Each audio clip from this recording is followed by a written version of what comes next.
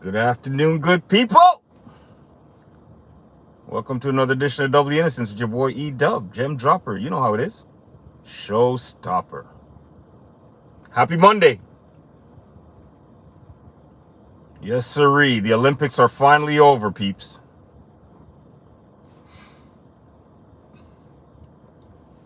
There's a lot of good things you could take from the Olympics. Also, a lot of nonsense you could take from the Olympics. But is it safe to say Steph Curry is probably the best shooting guard of all time?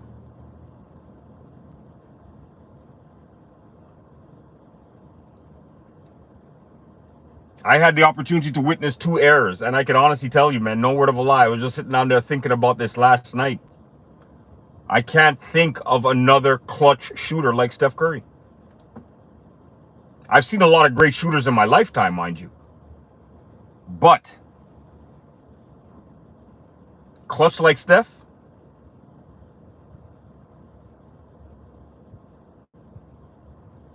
I honestly speaking, can't think of any. Lights out. I've had the opportunity to witness Ray Allens of the world, the Grant Hills of the world, people with really nice jump shots, beautiful set jump shots. Reggie Miller. I would have to say maybe, honestly speaking, Reggie Miller might be the closest.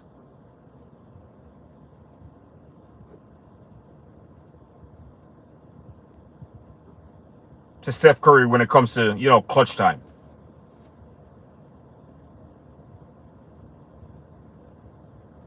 But I would still have to give Steph the edge between those two.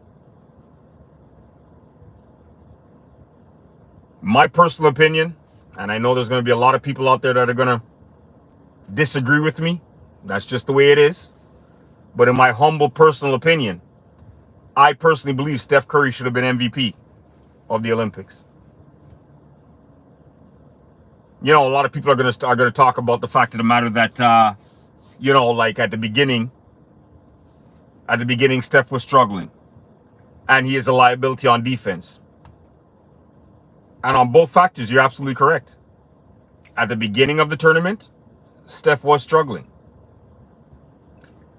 And yes, Steph Curry is a liability on defense. Now, at the beginning, remember, the first 3 games were friendlies.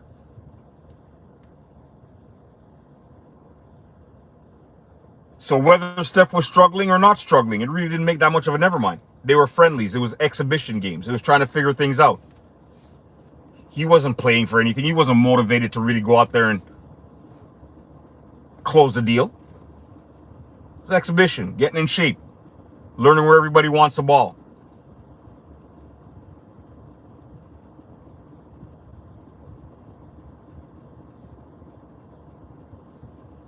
Now, when it mattered,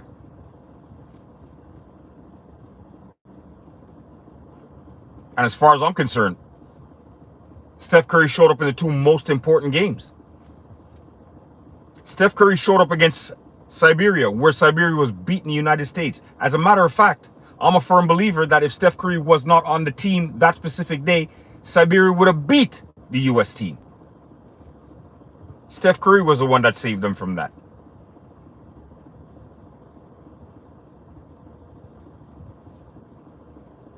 And then, without Steph Curry's performance,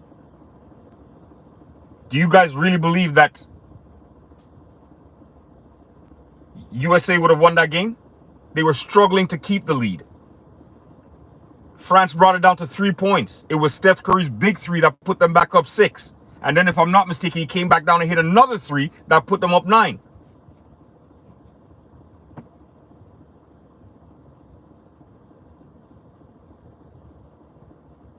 So yes, I really believe that Steph Curry should have been the MVP.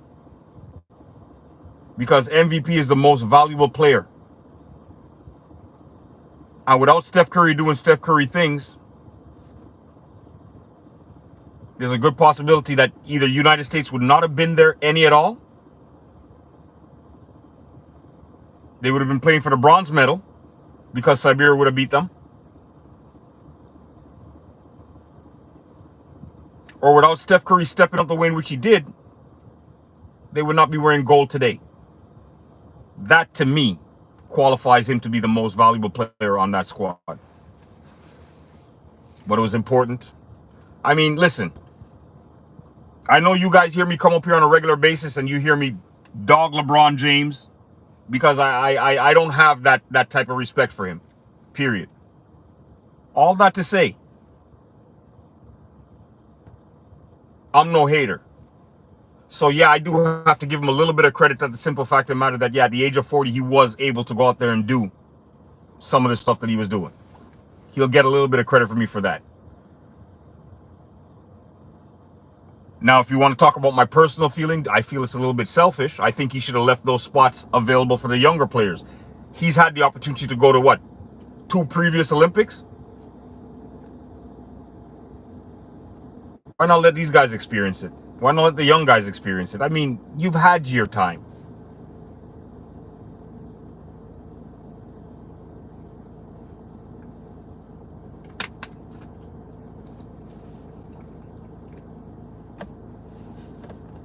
In my humble opinion. But, I mean, even though I did think there was a possibility that they could have been upset, it's no shocker that the United States left with the gold medal. I was a little bit more surprised that the women won the gold medal because of the way they looked before the tournament even started against the rookies of the WNBA and stuff like that. So I thought for sure that they were going to struggle. They were going to have a hard time. And I thought maybe they might not qualify. They might not medal up. I was one that didn't think that they were going to win a gold medal. So they pulled it off. Very impressive.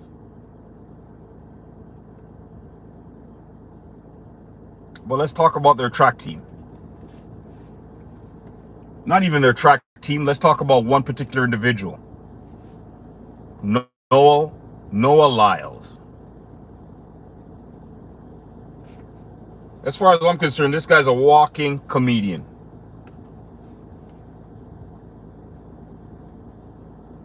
The only problem with him is that his jokes are god awful. They're not funny at all. I think this guy's a complete moron, in my humble opinion. And the reason why I say that is because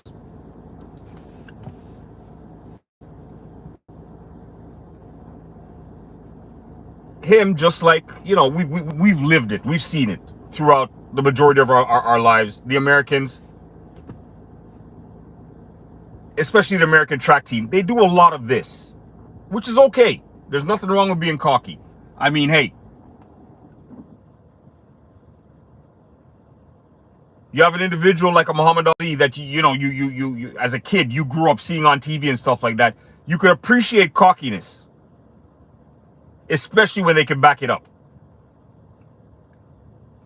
Now, my problem with Noah Lyles is the mere fact of the matter that in that gold medal match, that gold medal heat for the 200s, everybody's talking about it. It's all over social media. So, I mean, hey, you see, I'm not making anything up. Did anybody see the way this man entered the stadium? This guy was jumping around like a kangaroo from Australia.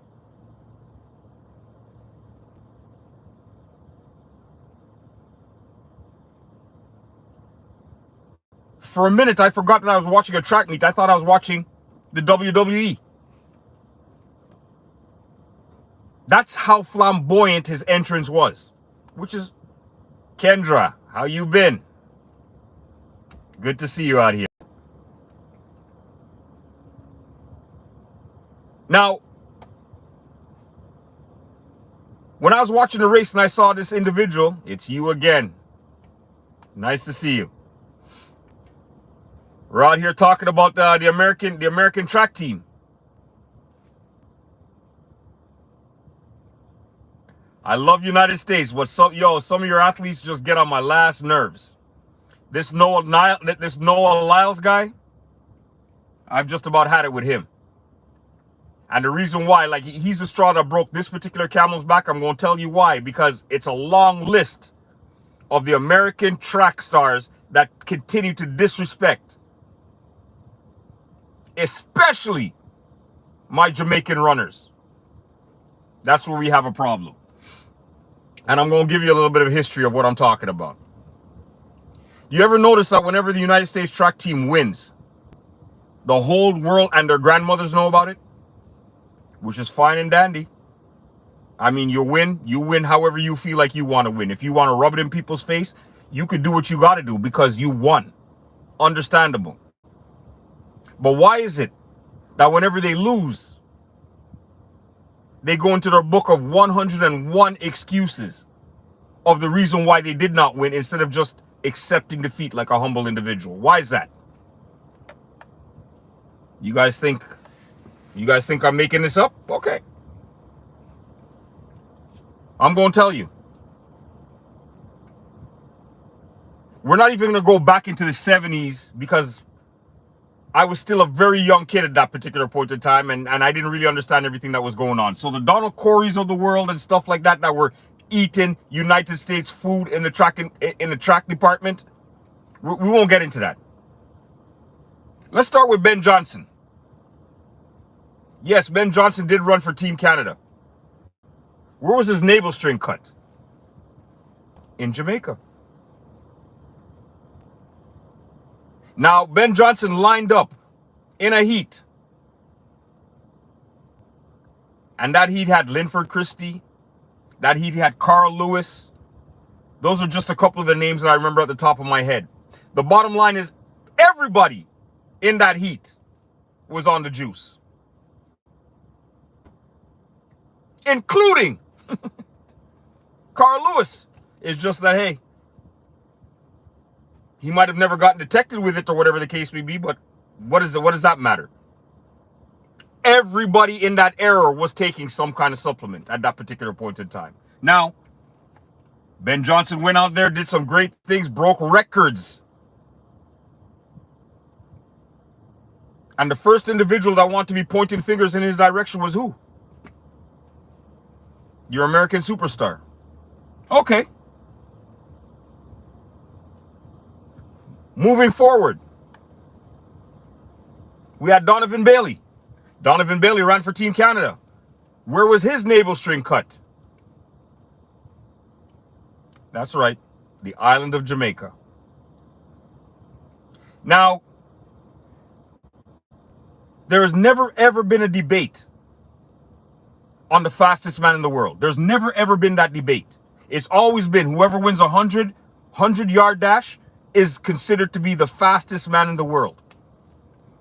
Now this particular year, they want to doctor it up to say Michael Johnson, where he would be at a certain point on the track versus where Donovan Bailey was, would make Michael Johnson be the fastest man in the world. Okay. So they agreed to race. They found something that would work for both of them, and they agreed to race. The race took place. It was one of the most anticipated races. Everybody and their grandmother was looking forward to that race.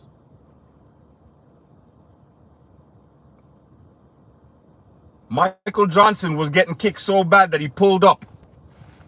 He said he pulled his hamstring. Now, I'm not a doctor, and I'm an individual. I'll give anybody the benefit of the doubt. It was just a coincidence at when he saw the distance that he was getting beaten by that his hamstring decided to give out. C'est la vie. That's life. And then we move forward to Usain Bolt. That didn't go anywhere. He decided to keep on his own colors, wear his own flag to do his damage.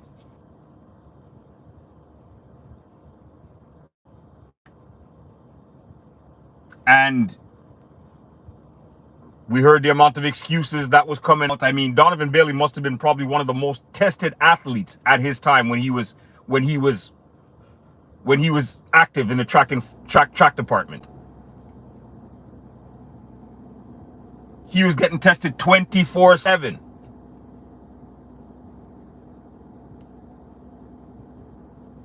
And you had the Gatlins of the world that, you know, at the beginning would run their mouth off or whatever the case may be. I'd have to say Gatlin is probably one of the ones that I have the most respect for out of all of those runners out there, because he was somebody that, yeah, when he did damage, you heard about it, but when he got beat, he was humble. Which is something that would stand out in your mind, because like I said, there's not a lot of them out there in the United States of America that know how to eat humble pie when they get beat. On the track team, that is. I just think, you know what? These guys need to cut it out. You get beat, take your beating like a man. Give the person that beat you the credit that they rightfully deserve, and move on. But I don't understand how a person like Noah Lyles could run into a stadium jumping around like he's hopped up on something. Ain't won nothing yet, but if anybody had tuned in, they would have thought that the race was already won, and he won like 3 gold medals.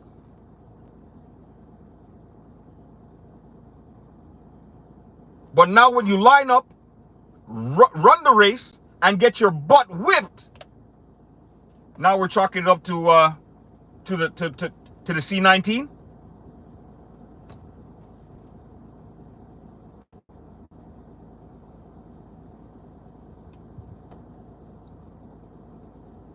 And Kendra, I would love for you to weigh in on this, because I know you're an individual out there from the United States of America. So I'd love your opinion on this.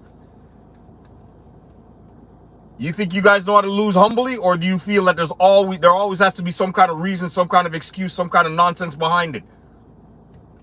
Why can't it be that you just got beat by a better man on that day? Why can't it be that?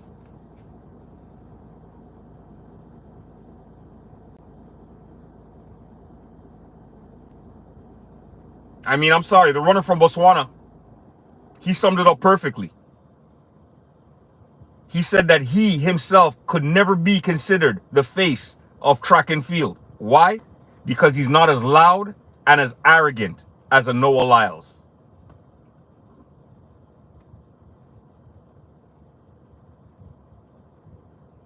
If that's not putting somebody on blast, I don't know what is.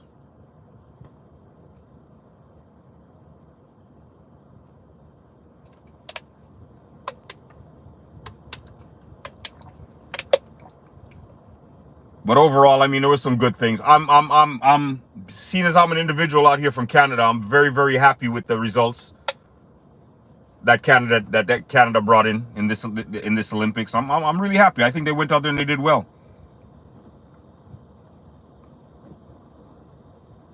You know, they surprised a lot of people in areas that people didn't even give them a chance. Like, for example, that 4x100. Nobody gave them a chance, especially an individual like a Noah Lyles. Nobody gave them an opportunity to win that. And they came in and they did what they had to do. So you know what? We got to give it up to the Canadians. We got to give it up to them. Some of them, in some sports, they fell a little bit short, unfortunately. But, I mean, overall, we did pretty well. Now, I don't know how true this is, but allegedly, apparently, Usain Bolt is not happy with the direction that the Jamaican track team is going in. And allegedly, he's going to start training so he can be ready for the 2028 Olympics in the United States of America. Now, let me tell you something directly. I am an individual that believes that, given enough time, and we're talking about 4 years from now, I understand he's a lot older, but I do believe that he could come back and do something. And that's going to be the individual that I think is going to feed Noah Lyles his humble pie. Plain and simple.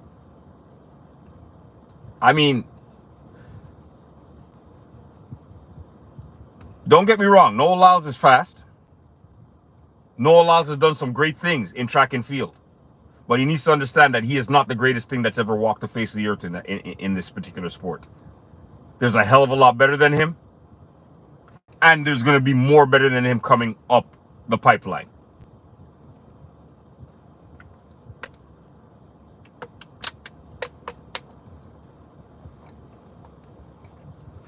Now the Olympics is over, everything has to get back to, everyday life. And one of the first things I'm looking forward to is the WNBA. That should be starting back up. I'm very, very curious to see exactly what's going to happen now. I mean, hey, this is the second half of the season. I'm saying it here. I'm picking Angel Reese to be Rookie of the Year. And if they don't give it to her, it's only because they're hating. Don't get me wrong, I'm a Caitlin Clark fan, but I believe Angel Reese should be Rookie of the Year this year. Check out the numbers, check out the double-doubles that she's given up. Hey, I'm looking forward to that. I'm looking forward to that starting back up. You've got a couple weeks from now. Brings a smile to my face. The NFL. The NFL. And for any of you guys that don't know, any of you guys that follow me, I'm going to make it be known here. I am a dedicated, I'm going to repeat it again. I am a dedicated Vegas Raiders fan. Do you understand what I'm saying to you? I'm a dedicated Raiders fan. I don't care where they move to. They could move to Timbuktu. As long as they're still the Raiders, they still got me.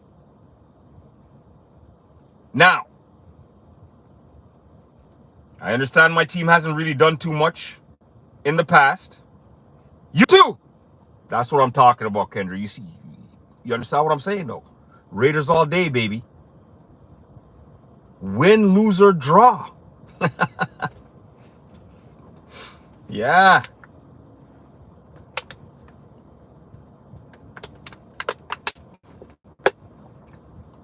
So I have a guru that comes up here. He's a Raiders guru. He comes up here and lets you know how he feels the Raiders is gonna do on any given Sunday.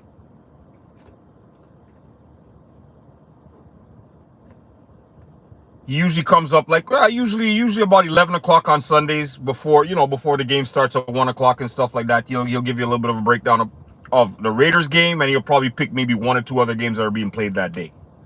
Now, the Raiders guru, he's not really a fan favorite of the Dallas Cowboys. So if there are any Dallas Cowboy fans out there, unfortunately, Guru will not be the person that you would really want to hear from, because he goes in on the Cowboys when he gets a chance to. But he's one of those ones that predicts when the Raiders are going to win, and then when the Raiders actually do exactly what he predicted, he comes up here and he celebrates. So I want you guys to join the guru. Listen to what he has to say. Listen to his wisdom. Let him share some of his knowledge with you guys. You never know. He might be able to turn some of you guys into Raiders fans also. The more the merrier. Not to mention, there's something deep down in my soul that's letting me know that this year is going to be the year that people should not take my Raiders lightly. That's all I'm going to say. I've done a lot of bragging in the past and stuff like that, but a lot of times when I did that, right back at you, Kendra. I'm an individual that I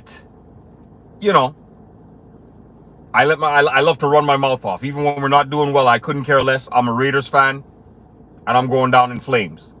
But this is the one year that, honestly speaking, a lot of the stuff that I'm talking, I really believe. This is the one year that I believe that my Raiders are going to be able to do some real serious damage. I personally believe that this is the year that my Raiders could dethrone those Kansas City Chiefs in our division. You heard it here first. And I know if there's anybody out there listening to me, they might think, yo, this guy's losing his mind. Okay, you're right. You're right. But don't let me be right about my prediction. Do not let me be right about my prediction. Because now the whole culture with my Vegas Raiders is all changed. Now everybody in that building is motivated to play. We are going to dethrone those Kansas City Chiefs.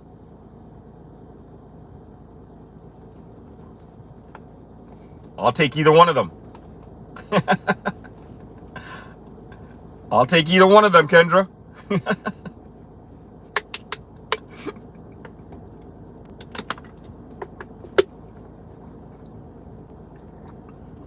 Yes, sirree.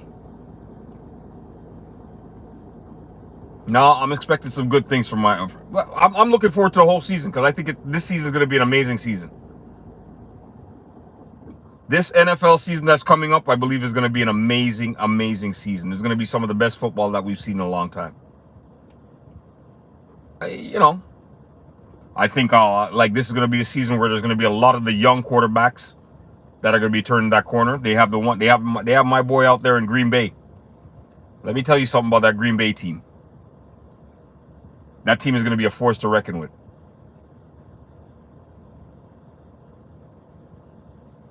Those cheeseheads are going to be a very big force to reckon with. They've got a very good, they got a very nice young nucleus out there. And then on top of that, they had the nerve to come into Vegas and rob my running back, Josh Jacobs. It's going to take me a season to get over that one, man. That was a hard loss for me. I was really hoping you would have signed back, especially after the way we finished last season. It would have motivated you to want to come back and do what we had to do out there. But for whatever reason, you felt it necessary to move on to greener pastures. So now that you're in Green Bay, I hope you lose every game. You're still a guy to me deep in my heart, but you're no longer a member of my squad. So I can't hope for nothing great to happen for you. I want you yourself to have outstanding numbers. You're not? All right. I'm happy to hear that. Josh Jacobs, I want you yourself. I want you to go ahead, put those numbers up the way in which they got to be put up. Make yourself look absolutely amazing. But I don't want the Green Bay Packers, the new team that you decide to join, to have a better record than my Raiders. And I don't want you to have a better season than my Raiders. Period. Because it's all about the Raiders at the end of the day. Whenever a guy leaves my team or gets traded or whatever the case may be, I feel like I was in a relationship with a young lady and she left. That's how I feel when somebody gets traded, or when somebody decides to take it upon themselves to leave and join another team. You jolted me. You hurt me.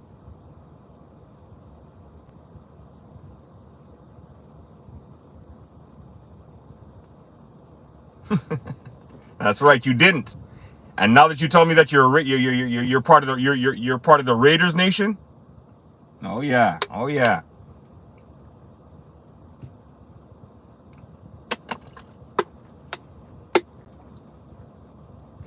So we got to get ready for that. That's starting in a couple of weeks. September. What is it? September 6th, I believe the NFL season is going to start. So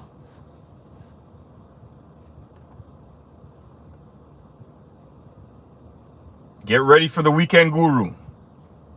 Get ready for me to be talking about Raiders like there's no tomorrow. Because, hey, especially if we win. Oh, my goodness. You think Noah Lyles is bad? You think Noah Lyles is bad? If my Raiders win, and especially if I predicted that win, there's no place safe for anybody.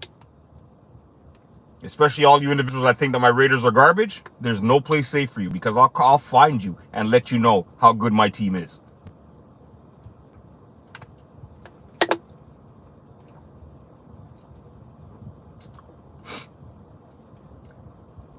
The NBA, I mean, now we're going to see what's going to happen out there in LA. Because, I mean, unfortunately, before the Olympics, there was a little bit of talk about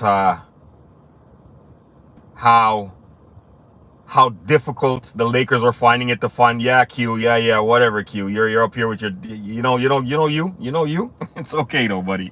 It's okay. They stole the MVP from Steph Curry to give it to your so-called GOAT. You realize that, right, Q? They stole the MVP from Steph Curry to give it to your GOAT.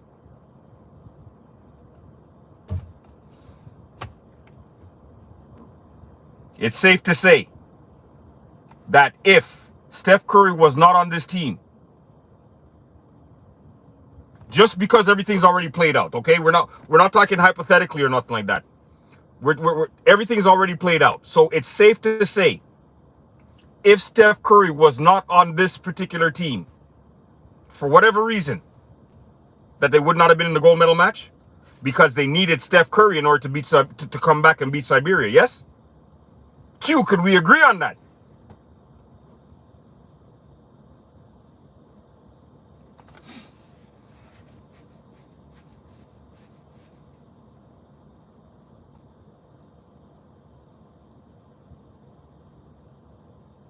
I'm going to ask you again, Q.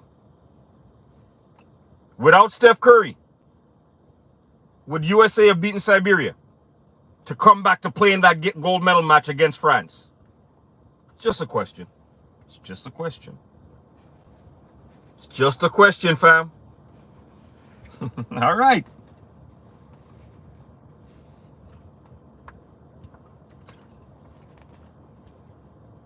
Without Steph in the championship game. Because remember, France brought it back to 3 points. And I do believe if it wasn't for Steph Curry coming back and hitting that clutch 3 to put him up by 6.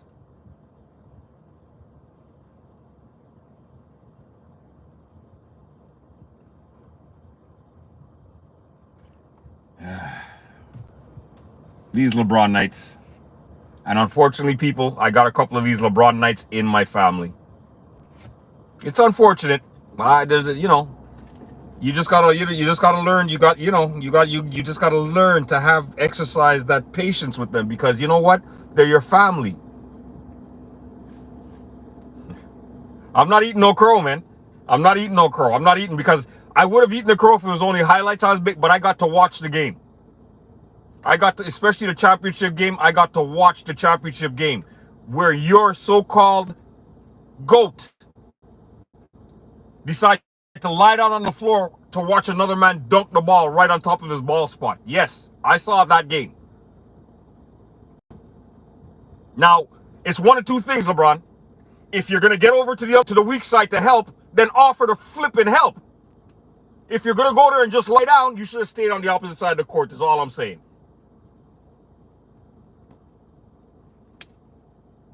Yo, that was by far the highlight of the game to me. I didn't have to see nothing else after that. That dunk that LeBron had to lie down and absorb, beautiful. It was the best thing in the world.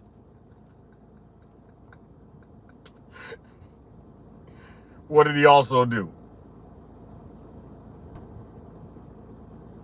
Yeah. He won a gold medal. He won a gold medal. He won a gold medal thanks to Steph Curry. He won a gold medal, though. He did win a gold medal. Yes. He did win a gold medal.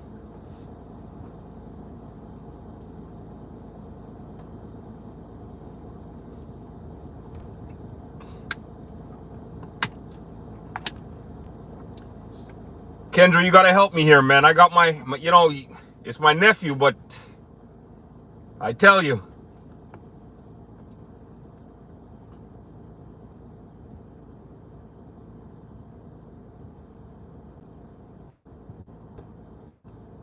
Okay, whoa. If you feel if LeBron wasn't on the team, Team USA wouldn't have gotten that far, Q? Is that what you're saying?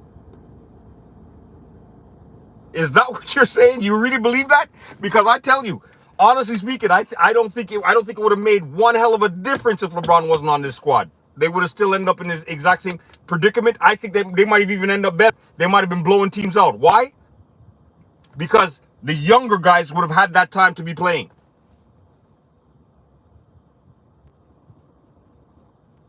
That in my personal humble opinion.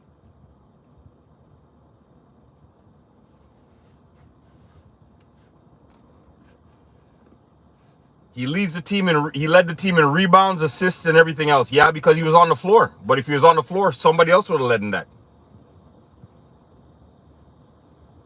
You did have you do know you did have actual point guards on that team, right? You had point guards that know how to play the point guard position. You do know that, right? Drew Holiday's of the world. He's an assigned point guard. So he would have been able to get assists. You had the Bam Adebayos and the Anthony Davises. They would have been able to clean boards. They would have probably run a little bit more of a game where you're playing more with a big man in the middle, which might have had Embiid invested a little bit more earlier in some of the earlier games, in my humble opinion. I'm not taking nothing away from your king. I do have to give your king a little bit of credit. Yes, at the age that he's at right now, to have done some of the things that he was doing in the Olympics, he deserves a little bit of credit. But I don't think it would have made that much of a never mind if he wasn't there, honestly speaking.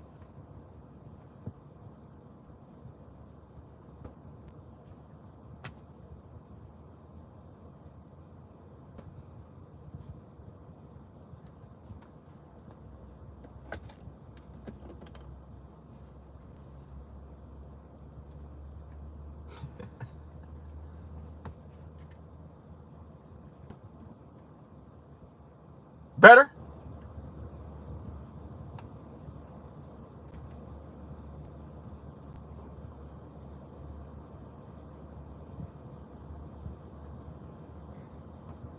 All right, well, the only thing I can say to you, my man, is this. Let's see how the Lakers look this season. This particular season coming up, because of the fact of the matter that he was unable to really get any quality free agents to sign over there. So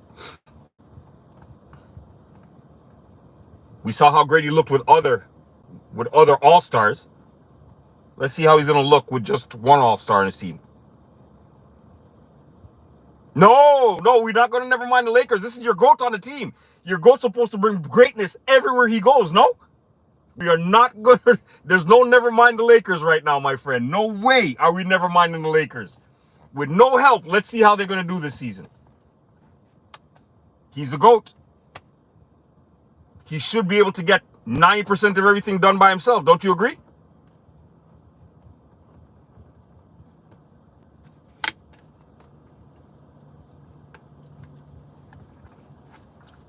Personally speaking, I don't like, because of the fact of the matter that he exercised so much energy out here in the Olympics.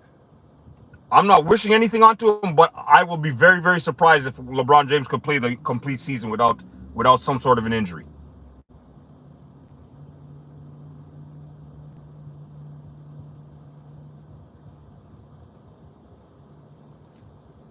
There's no argument from me on that, Q. There's no argument from me, because the only argument you're getting from me is, yes, he is old, and no, he is not the greatest player of all time. So you will not get that argument from me, bro. You won't get that argument from me. I do not believe he's the greatest of all time. I believe he's a great player. I do not believe he's the greatest of all time. Not even close.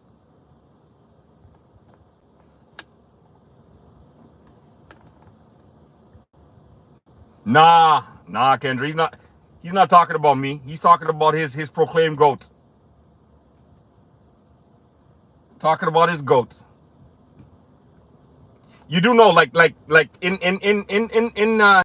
the family, not everybody could be gifted with the good looks, and not everybody could be gifted with the brains.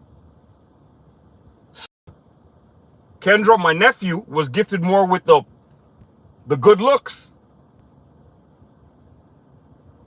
And I was lucky to really absorb more of the brains. So, me talking to you about who is the GOAT and who's not the GOAT, listen to me. Listen to me.